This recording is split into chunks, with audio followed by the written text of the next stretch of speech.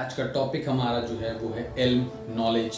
Knowledge हमारी ज़िंदगी के लिए क्यों ज़रूरी है, या नॉलेज जो हम ले रहे हैं वो हमारे लिए कैसे बेनिफिट है, उसका क्या रोल है हमारी ज़िंदगी में।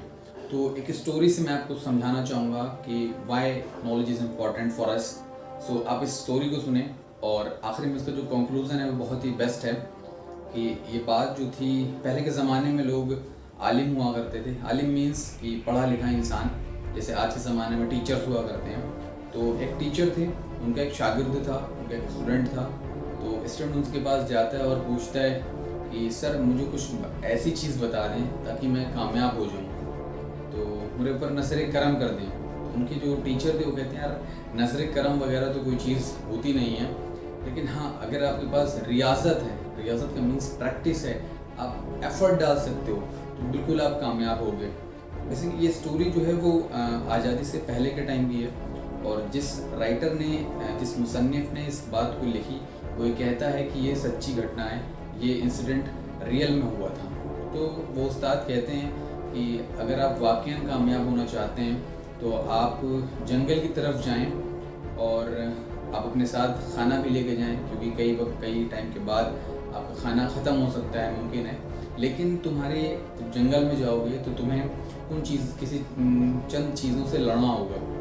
अब वो शागिर्द पूछते हैं हाँ हाँ जी बिल्कुल बताएं आप, मुझे किन किन चीज़ों से लड़ना पड़ेगा। तो उस्ताद ने कहा कि पहला कि जब तुम जंगल में जाओगे तो तुम्हें खौफ होगा, डर होगा कि कहीं कोई चीज़ ना आ जाए, क्योंकि आदमी बयाबान में जंगल में होता है तो बहुत सारे खौफ दिमाग में आता है कि कहीं बिच्छू ना आ जाए, कहीं सांप ना आ जाए, या तरह तरह के जानवर हैं वो आकर तुम्हें हार्म ना पहुँचाएँ। दूसरा उन्होंने बताया कि जब तुम जंगल में होगे तो वहाँ पर तुम्हें मौसम की मार तुम्हारे बदन पे पड़ेगी, तुम्हें सर्द भी महसूस होगी और तुम्हें गर्मी भी महसूस होगी।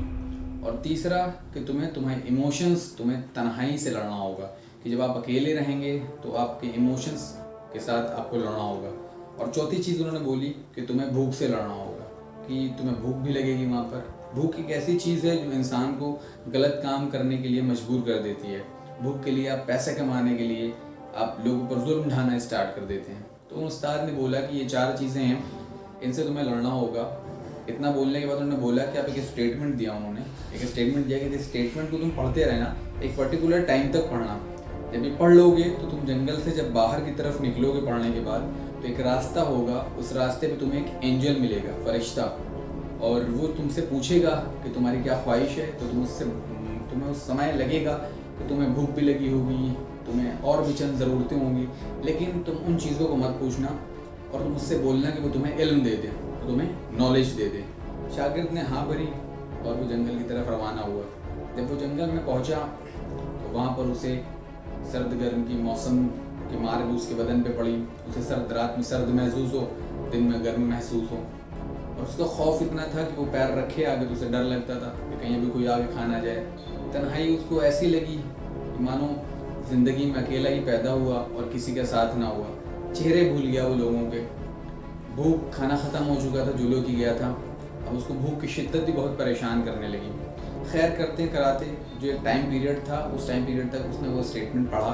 स्टेटमेंट पढ़ने के बाद जब वो जंगल से बाहर की तरफ निकला तो एक पगडंडी थी, तो वहाँ पर एक एंजल आया इंसान की शक्ल में, और आते ही बोला कि अस्सलामु अलैकुम, आप फला शख्स हैं? तो उस शागिर्द ने, उस स्टूडेंट ने बोला हाँ हाँ जी बिल्कुल बिल्कुल मैं वही हूँ।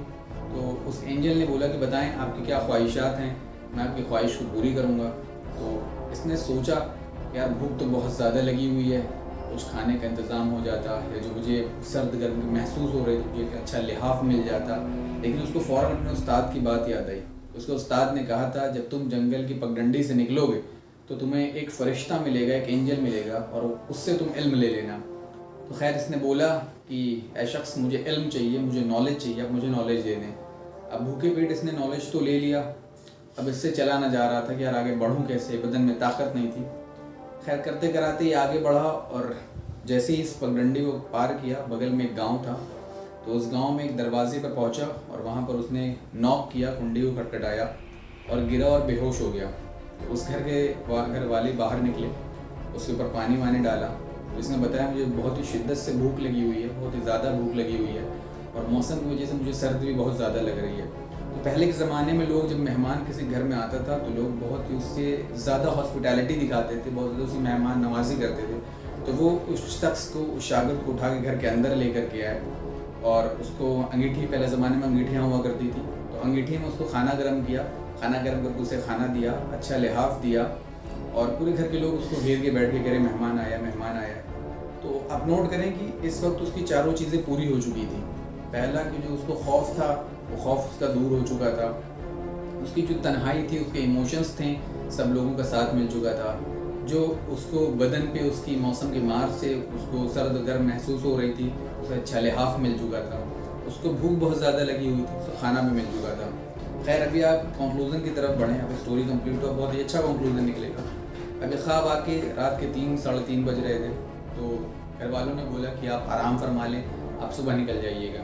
उसने कहा ठीक है। जैसे ही बिस्तर पर सोया ही हुआ था लिहाफ को लेकर के, इसके कानों में एक आवाज़ आई जो बहुत ही ज़्यादा कराह रही थी, कोई रोने की आवाज़ आ रही थी, जो बहुत ही ज़्यादा कोई दर्द में, गम में, या कोई रोता है तो वैसी आवाज़ आ रही थी। ये उठा, उठ के इसने घर वालों से पूछा कि ये कैसी आवाज़ आ रही है। तो घर वालों ने बोला कि इस कबीले के, इस गाँव के जो सरदार हैं, उनका बेटा जो है वो बिस्तर बीमार है, डेड बेड पे पड़ा हुआ है, वो उसकी आखिरी सांसें चल रही है।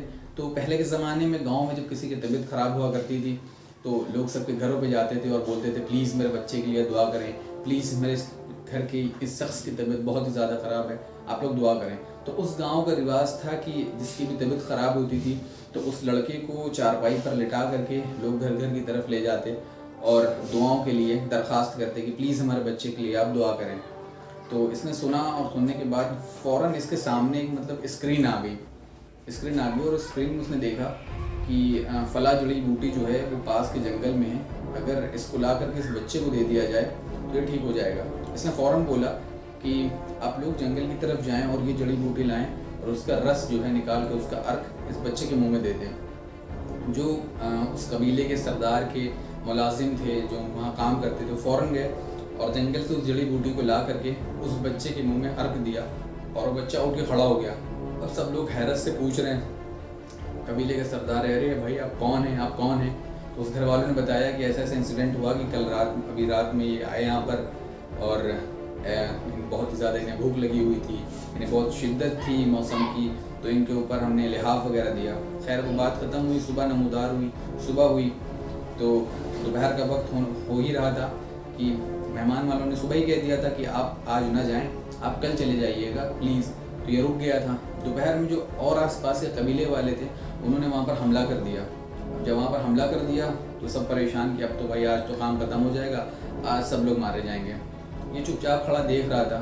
फ़ौरन फिर ये जा करके कबीले के सरदार के पास पहुँचा और उनसे बोला कि देखिए अगर आप ये चाल चल देंगे तो आप जंग जीत जाएंगे और आपकी फतेह हो जाएगी। खैर कबीले के सरदार जो था वो तो रात से ही इसके ऊपर एकदम फिसल गया था, एकदम मुँह हो गया था। उसको कह रहे यार कैसा शख्स है, इसने तो मेरे बच्चे की जान बचा ली। उसने कहा ठीक है आप सब लोग ये चाल चलो। तो लोगों ने, उसके जो सिपाही थे वो वैसी चाल चले और एट लास्ट उन्हें जीत हासिल हुई।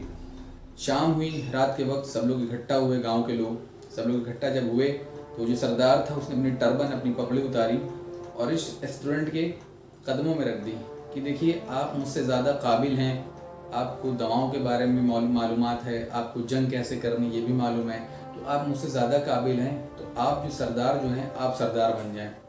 बस इतना सुनना था कि उसके माइंड में फ़ौरन बात आई कि यार जिसके पास इल्म होता है वो ऑटोमेटिकली सरदार बन जाता है। अगर आपके पास इल्म है तो आप अपने आप को समझें कि आप ऑटोमेटिकली, आपको खाने की ज़रूरत, आपको पहनने की ज़रूरत, आपके इमोशंस, आपको लोगों का साथ, आपको कंपनी मिलेगी, लेकिन बशर्त आपके पास इल्म हो तब।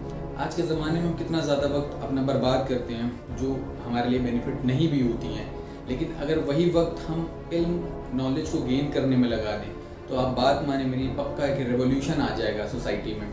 और बिना इल्म के जो भी सोसाइटी है वो ज़्यादा दिन सर्वाइव नहीं कर सकती, क्योंकि आने वाला ज़माना बहुत ही ज़्यादा कॉम्पिटिटिव है। अगर आप अपने अंदर इल्म, अपने अंदर नॉलेज नहीं ला रहे हैं तो आप किसी भी ऑर्गेनाइजेशन में काम करें या किसी भी जगह पे आप जाकर के काम करें, आप सक्सेस नहीं पा सकते, क्योंकि हर जगह सक्सेस के पीछे आपका इल्म होता है, आपकी नॉलेज होती है।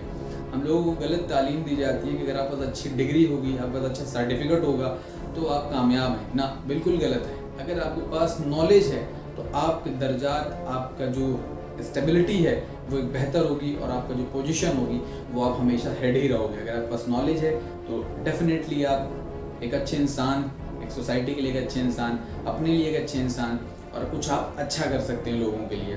तो अगर आपको ये मेरी वीडियो पसंद आई हो तो प्लीज़ इसको लाइक करें, शेयर करें और सब्सक्राइब करें। और प्लीज़ जो भी लोग इस वीडियो को देख रहे हैं वो कोशिश करें कि अपने अंदर वो इल्म को ला सकें, अपने अंदर वो नॉलेज को और ज़्यादा ला सकें, ताकि वो सोसाइटी का, अपना, सबका भला कर सकें। Thank you.